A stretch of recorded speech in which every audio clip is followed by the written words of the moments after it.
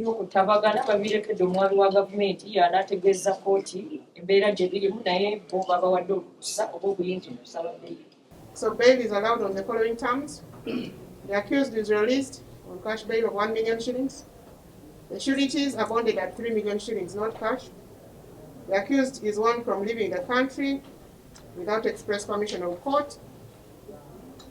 For any possible reconciliation, counsel for the accused and the estate can forward the file for the DPP for advice under section 121. Considering the charges he faced, court cannot just enter a reconciliation. If he meets the conditions above, the matter comes up on 13th January 2025 for mention.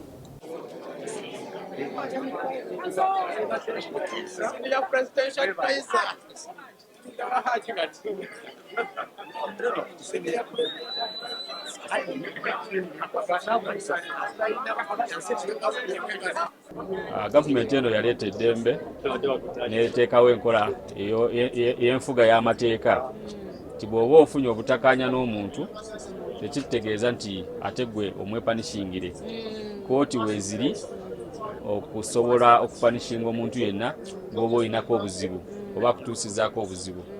So tukubiriza buli omu yenna okugoberera enkola y'amateeka nti oli bw'aba akutuusizaako obulabe gwe naawe tomuddiza buddiza, waliwo government oba state esobola okurevenginga on your behalf.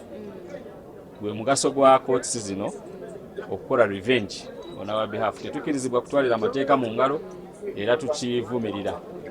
Nga gwe kanso kyabatwalidde kyokulaba nga mutuuka ku nzikiriziganya n'abantu b'eddwaliro kubanga obusungu bwali bungi sayidi eri nga n'obusungu bungi sayidi eno.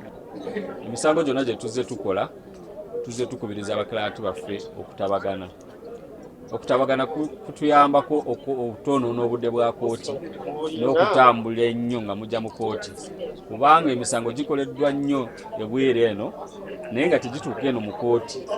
Bagituulamu eyo, emisango egisinga obungi tegituuka mu kooti.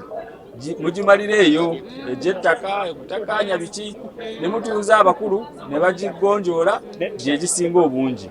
Era naffe bw'ababa basaze ne batuuka eno era tubawa omwagaanya n'amagezi n'okuwabula basooke batabagane balabe ekisobola okuggwa, kubanga bwe mukituulamu mu nnaku lumu oba bbiri muba mukimaze.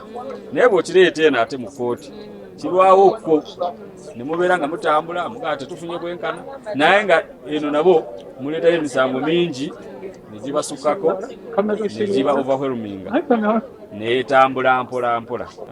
Naye nga omuntu ye ate abadde munda kaakati abamukiikiridde ba relatives be basobola okumukiikirira mu nteesaganya zino. Nebebekulu yabaddemu mu nsonga ezo ez'okutabagana. Bwewaawo simanyi oba kinaamusanyusa oba yabadde ayagala kitegeerekeko, naye yazibaddemu era yayambyeko okulaba nga enteesaganya zigenda mu maaso ne zigwa bulungi.